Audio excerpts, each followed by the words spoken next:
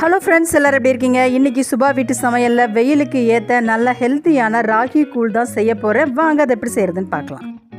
நான் நேற்று சாயங்காலமே ஒரு பவுலில் 2 கப் ராகி மாவு, 1 கப் வடித்த சாதம் போட்டு நல்ல கட்டிகள் இல்லாமல் கலந்து ஊற வச்சுக்கிட்டேன்.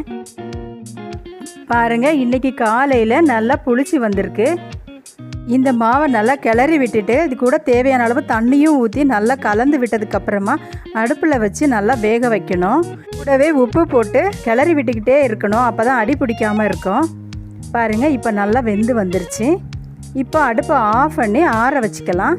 ஆறுனதுக்கு பிறகு பொடி பொடியாக கட் பண்ண பெரிய வெங்காயம், பச்சை மிளகாய், மல்லித்தலை, தயிர் சேர்த்து நல்லா கலந்துக்கிட்டேன். இந்த வெயில் காலத்துக்கு சாப்பிட்றதுக்கு எதமான ராகி கூழ் ரெடி.